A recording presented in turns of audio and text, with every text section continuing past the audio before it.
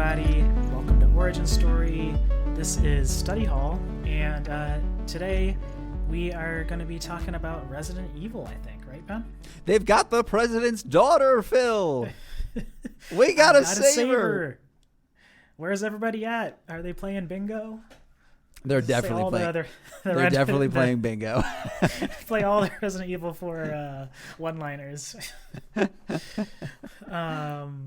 Yeah. So obviously, I keep on wanting to say Red Dead because I'm playing that with my partner at the same time.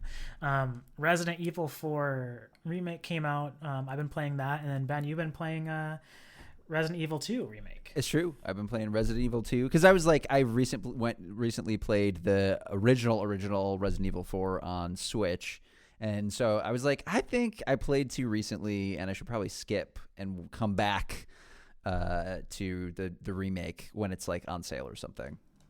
Yeah. Well, how about we start? Yeah, we'll start chronologically then. So like, RE4 was that your first Resident Evil, or did you play like 7? Yeah, that was my first Resident Evil. Okay. Which is I feel like still basically holds up. Like the stuff is fun, traversal is good, the boss fights feel good. Like there's some minor things with controls where it feels like really slow. Like the thing that always got me, so like the thing that took me forever to beat, and it felt like it wasn't my fault. It was the fault of like how the game controls were working. There's a scene when you're running on the bridge at night and the dogs with the tentacle back come at you. And in the original, or at least on Switch, when they run past you, if you try to turn, you turn really slowly. And so I'd be like trying to turn around to get them, and they'd just be like smacking me, and I would die before I could like even turn all the way around. And I was like, this is fucking stupid. But otherwise, like very fun. And I was like, oh yeah, I feel like I'm about to get into Resident Evil writ large. And then jumped like, again, I think I saw the hype around 4, and I was like, to stop myself from doing that, I'm just going to download, because I think it's on PlayStation Plus. So I just downloaded 2 and started playing 2. And the thing that I'm noticing about that didn't really happen with 4 is 2 kind of scary, or am I a baby? It gets the jump scares out of me like pretty good. Yeah. I just went down there's like a back hallway, and there's like 2 cops who are dead on the floor, and there's one who's like hanging. He's like hung himself or something from the ceiling. And you walk by the first time, and then you come back, and he just stays up there. You're totally fine. And the second time, I like walked by, and I was like, you have to like close the windows with boards, and I was like closing up the window with the board, and the corpse just fell on top of me. And it was like 11 o'clock at night, and I actually just like let out a like, ah! And it got me good. Yeah, I mean, well, before we get to that, I'll just say, listeners, clearly Ben doesn't know about the quick turn maneuver in Resident Evil 4, but you know, that's for another podcast. Why would you? There's a quick turn? Oh no. Yeah, if you press back and like B or something like that, or like whatever the run button is. Oh, that's so it'll embarrassing. Do 180. All right, I'm deleting all this. I refuse to let this go out. Nobody can know. But no, I'm kind of going to be jumping back and forth here, but I'll just say, just to answer some of what you were saying, so I've been playing Resident Evil 4 Remake, and I just decided to try out 4 again, like while I was playing. So I had a file that was already beaten, so you can like start a new game and you have all your same shit, so you just can plow through. And once you played the new controls, damn, it's like really hard to go back, because like the right analog stick like doesn't actually move the camera in like the traditional sense. It just snaps it back into place. It's very annoying. But anyway, Resident Evil 2 Remake, yeah, I think that one is just scary. I've only played up through the first couple bosses. But I thought that they did a really, like that example you gave, like they did such a good job of like, you'd go into your room and like maybe you'd kill a zombie or maybe you wouldn't. But then like when you came back into that room, all of a sudden like there's something there that wasn't, or like, there's an element that has changed. And I feel like it just does like spooky vibes. Like it sets that tone really, really well. Like this, you'll be in a room and they'll just like a lot of times there'll just be a sound of like a moaning and you're like can't really place where it's coming from, and so you can never really get comfortable, which I actually love. But yeah, I was surprised by like how impacted I was, where I was just like, oh wow, like this is getting me. I'm a little spooked. Have you gotten to like all the Mr. X?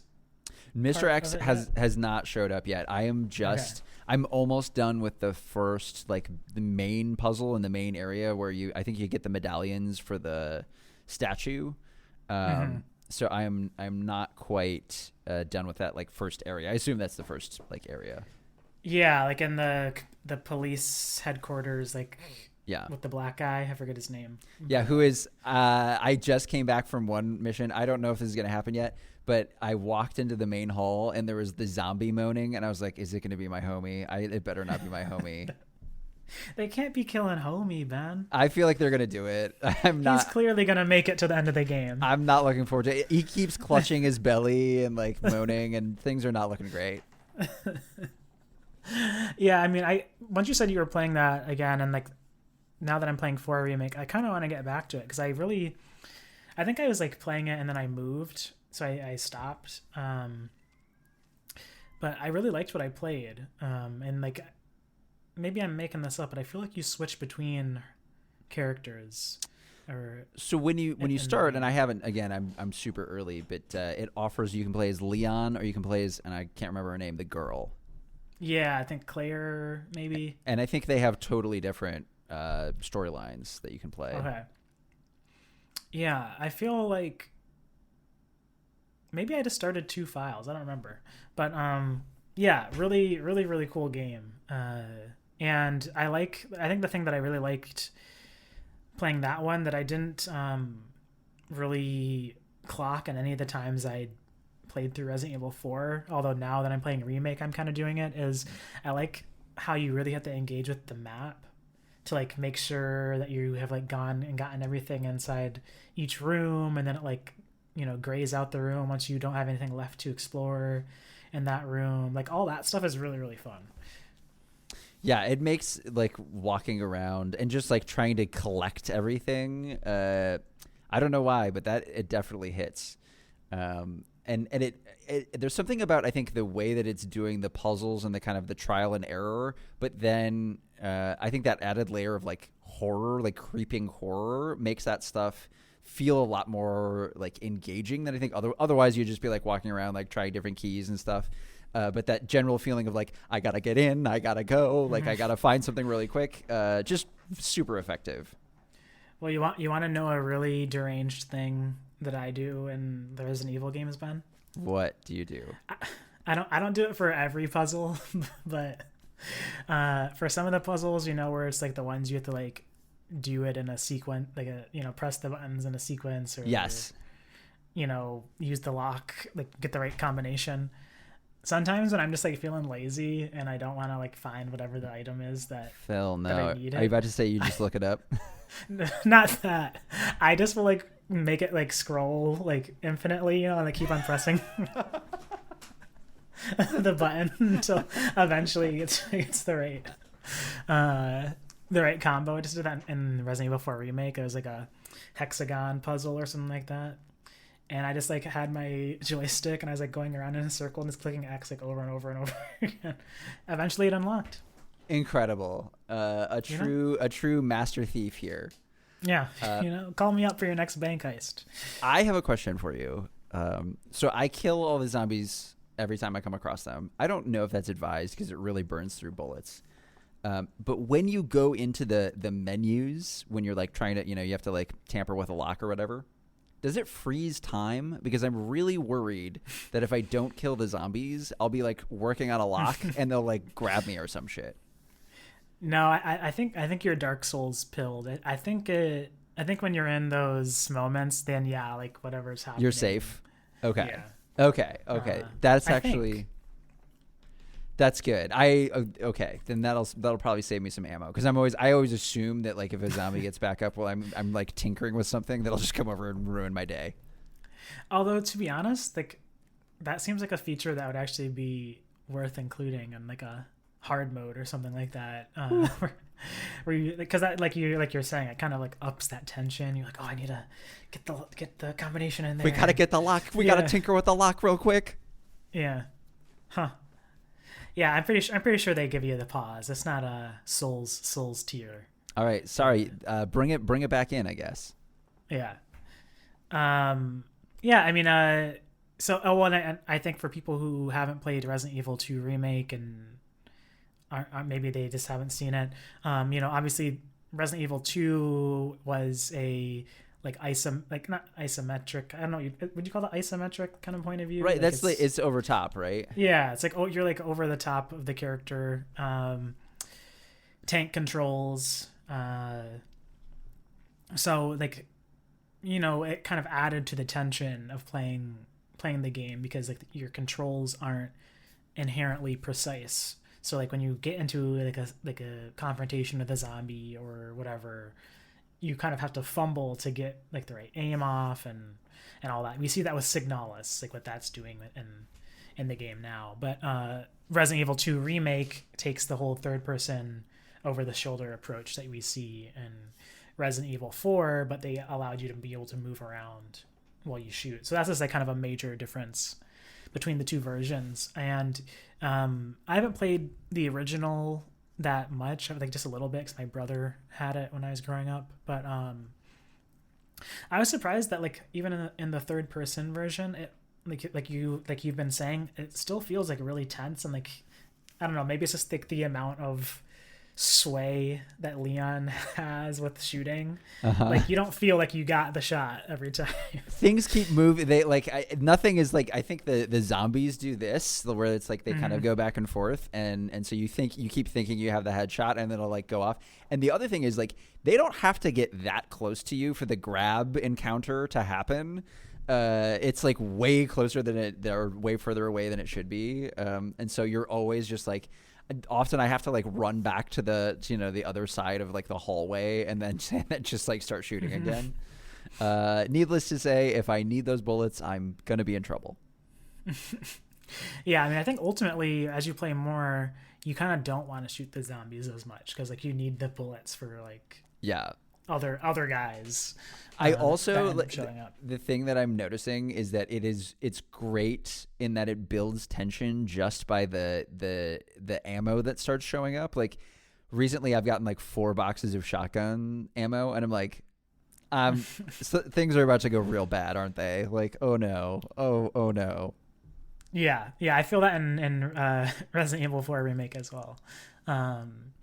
Resident Evil 4. Yeah, go ahead. I was going to ask you how the thing that I feel like I've seen when I look at it and when I see people playing is that it feels like it's a pretty what's the word that I'm looking for? Like a reverent remake in some ways, and I'm wondering, is it new enough to feel fresh? Yeah. So I've played Resident Evil 4, I think on like every platform besides like the Wii. Like I like love that game. Like I think it's just like a really fun game to play through, and everything that you kind of expect from Resident Evil 4, it's like kind of pretty faithfully recreated in the remake. Although like here's a perfect example of one thing that is omitted that like if you haven't played the original in a while and then you play this one, you might think like, oh, that was so stupid that they took it out. Like, so in the original version, there's those moments where like you'll have to do a quick time event and like a boulder is chasing you or like shit like that. None of that's in the remake. And at first before I started playing it, I was like, oh, that's like not great. Like that's like a pretty integral part to the original, like all the different QuickTime parts.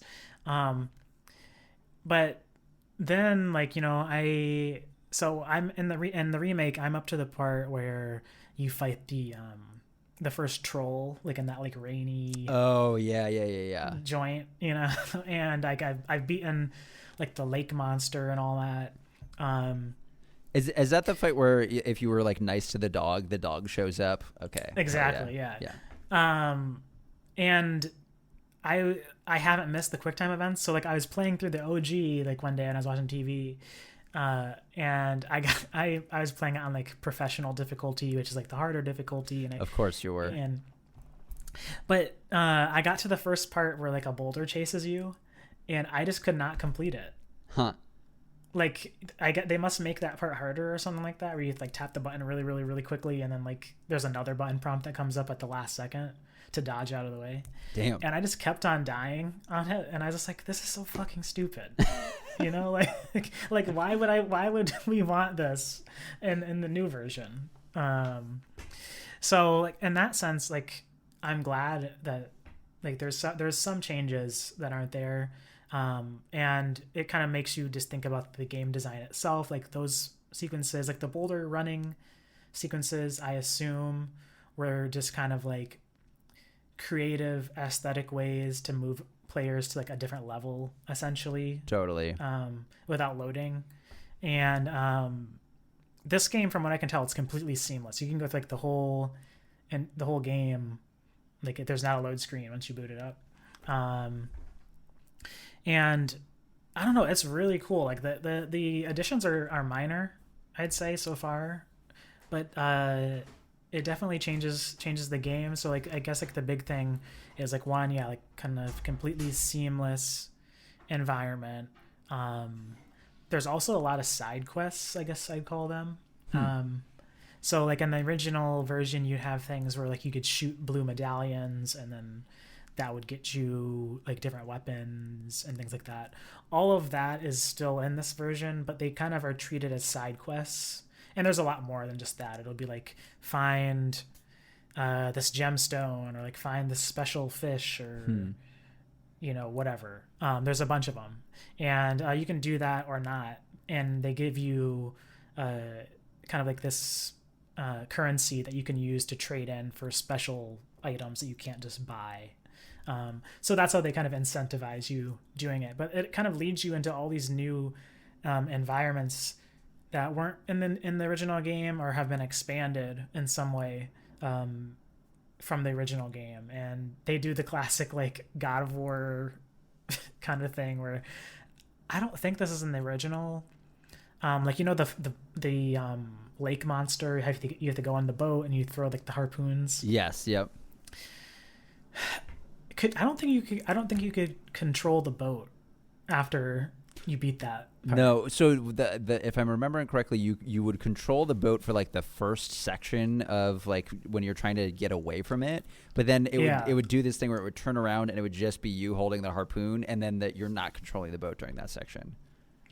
Yeah, so like they do like the Ragnarok thing where after you've beaten that boss, the boat kind of just becomes something you can use to go to different parts of the world. Oh, interesting. Okay. So there's like little changes like that. I assume there'll probably be bigger changes as you get further along, because like I haven't even got to Ashley yet. I haven't even found her for the first time. But no, I like it. It's really good. The combat is evolved. Like another big change. There's a parry, Ben. I'm here for the parry. Bring in the parry. You can just parry enemies' attacks. Like they come in and you can use your knife and like king. Wow. How exact do you have to be? How tight's that parry? It's pretty tight. It's like Souls tier. Let's fucking parry, go. Let's fucking go. But the difference is your knife is destructible. So like each time you parry, it decreases some of the health on the knife. Eventually it breaks. Oh, interesting. Yeah, I didn't think about that. Okay, that's super cool. I'm all about that. Yeah, so like that's a big change, because like in the original, basically the pro strat is like you just shoot the zombies till they fall over, and then you knife them. You don't actually want to use a lot of your ammo, because the knife is super strong in that game. And this game you can't do that, because each time you slice with the knife, that degrades the health it has, and then eventually it breaks and you have to repair it, or find like smaller little kitchen knives that have lesser health but do the same thing that are in the world. I'm sorry that you said that thing, because I am gonna just say shortly I feel like there is a lot of shared like from DNA as I'm playing through the Resident Evil games, where I'm like, there's something about like I think the horror element and the way that it's deployed, where I'm like, I'm feeling some from here. There's also a little bit of the I feel like From games always have a section where you'll just be like do walking along, and then they'll have like a fuck you section where it's like something insane, like someone will just like come and just like push you off a ledge and you'll just like die. And I feel like Resident Evil has a little bit of that like energy to it, where it's like you'll get into an area and you're just like do, and then like something happens where you're like, you can't escape it, there's no way, and you're just gonna get fucked with, and then you die and you're like, god damn it. It's like that similar, I think that kind of horror aggro energy that I like it. Yeah, I mean, I think like because similar to Resident Evil 2 remake, one of the big gameplay changes that they made with this version is that you can walk and shoot, just like in remake and 2 remake, and it really does like fundamentally kind of change the game, because you can tell that with that change they kind of are now able to kind of go like way more hard in terms of how many enemies there are.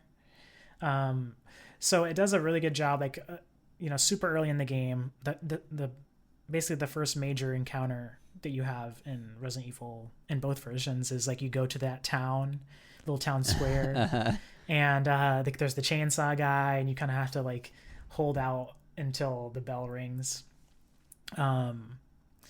That's in the remake, and it's just a lot more tense, I feel like, because there's more maneuverability, so you're like running around more, which I think just inherently makes it feel a little bit more like, oh shit, what am I doing, what am I going? And that's really cool. So like, I don't know, I'm still, I guess, kind of early, ironically enough, because I feel like I've played a fair amount of it, but it's really, really fun. I think it's like a smart way of kind of approaching the remake. It's not like they've added too much, but they've added just enough where it kind of feels like you're not just shelling out 60, 70, however much it was, $70 to $60 to play better graphics Resident Evil 4. Yeah. I feel like I'm pretty Resident Evil pilled at this point. Like I'm definitely going to do, I feel like 7 is always on a super sale. I swear to God, it's always like $5. So yeah, I feel like after I do 2, probably head in there. I think I'm going to do 8 after this, because I know they released the third person version. Oh, okay. Of that, because I didn't really want to play it in first person, but I definitely play through it all in a third person point of view. Yeah, that first, not for me. Nah. Well, is there anything else that we should touch on, Ben? Or are we just going to stick to Resident Evil this episode? I don't know. Is there something else we should talk about? How about some quick reactions? You saw 3 movies this weekend. I saw 3 movies. I saw 3 movies this past week. So my friend Joe of Joey's fame was in town. We did a lot of movies. So we saw John Wick 4, and I'm here to report. Great movie. John Wick's always a fun time. He still is out here just absolutely murderizing hundreds of mobsters, and in inventive ways. And that's the whole bit. I mean, that's the whole movie. I feel like there's only like gentle artifice as they're moving on, that you can tell that they're like, what if we, like, there was a lot of religious symbolism in this one, and I feel like there's a lot of Jesus iconography that it's supposed to be attributed to our boy John Wick. But that's like, it's all very, in the background. And I feel like it's kind of nice where it's just like, it's just an action movie where they're like, hey, do you want to see some cool action? And you're like, yes. And it does its job. And then we went and saw Return to Seoul, which is about a French woman who was adopted, and she was originally from South Korea. And it's really about like the tension of kind of feeling like you don't really belong in either country. She's kind of, throughout there's like time jumps, and she's kind of going between and living between, and, tries to find her old family, and that goes really poorly. Like she does meet her old family, but it's like really like tragic. And she as a character is like really, I would say, emotionally walled off. And her family is like really trying to, hey, we love you and we care about you and we're sorry about the circumstances that led us to put you up for adoption, but like we want to make it better now. And she is just like, I just can't deal with any of this right now. And it's just good. It's a really, I would say, sad movie. I mean, there's a pivotal scene pretty early on where one of her friends is like, you're just a very sad person. Because like you kind of see that this is a person who like copes with like the weight of all this by being like really chaotic, and like, tries to like party and like tries to get people to party with her in a way that like, I don't know. I had those friends in like high school and college where it's like, I am very sad and I'm going to cover it up by just going really hard in the paint. And that is like 100% who this character is. And yeah, I don't know. It was a really, really good movie about kind of that tension of, trying to find a place where you really belong. And I think in a lot of ways, not really finding that. Yeah, I've really wanted to check that one out. It's really good. It's definitely worth the check. Highly, highly recommended. And then we went and saw Dungeons and Dragons. And, I think the thing to say about is it does feel like it has some Marvel DNA in there, and in some ways like you can kind of feel it, like in some ways wanting to be like, oh, we're gonna do fantasy Marvel, but I also feel like it is a lot more sincere than any of those movies like ever are, and that chiefly I would say is like what works about it is it has an emotional core and it's interested in its characters. And it's jokey, but it's not I feel like you watch those Marvel movies now and you're like, wow, like it's just like they're like a joke a minute, and it's just like constantly in your face. And this was, I think, like less of the like quips too, and a lot more joke scenes. Like there's a really, really great scene, and spoilers if you want to just go watch this and don't listen to me talk about it. But there's a really great scene where they're trying to find what happened to this like ancient jewel, and so the Simon, who's like a bad wizard, is like what his bit is. They go to this graveyard and they're like resurrecting old skeletons to try to figure out, hey, you were at the battle, like where did you see where this jewel went? And they get like 5 questions only, and then the guys will just keel over. And so there's this great bit where they can't decide on the questions, and they keep accidentally asking questions and then like killing these guys and then having to resurrect another guy to ask him questions. And it's honestly like just great. I mean, that sounds pretty funny. All in all, good. Return to Seoul, that's the kicker. That's the one to go see. John Wick, probably after that, and then Dungeons and Dragons. But they were all, I would say, very good movies. Cool. Yeah, I mean, I think that's a good like kind of eclectic group of recommendations for like a bunch of different types of people. So yeah.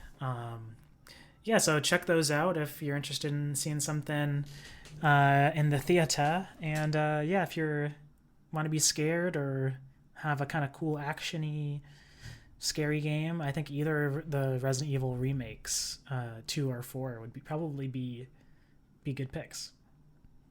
Hard agree. So with that, I think that's going to wrap us up for this episode of Study Hall. We've got some exciting guests on the horizon. I won't reveal who they are just yet, but I think it's fair to say they're exciting, right, Ben? We're pumped. So I was actually talking to a work colleague who was like, wow, you got some really good gets in that first season. I don't know how you guys pulled it off. And I was like, I don't know how we pulled it off either. And I feel like that's the case with these too, where I'm like, I don't know why you're agreeing, but I'm glad you are. 100%. And origin story, somebody from the cohort of origin story guests, Sam Barlow and Natalie Watson, congrats to them on winning a BAFTA for best narrative in games. So yeah, that's a new achievement from some recent guests. So check out Immortality if you haven't yet. Yeah. So with that, we will catch y'all here on the next episode of Origin Story.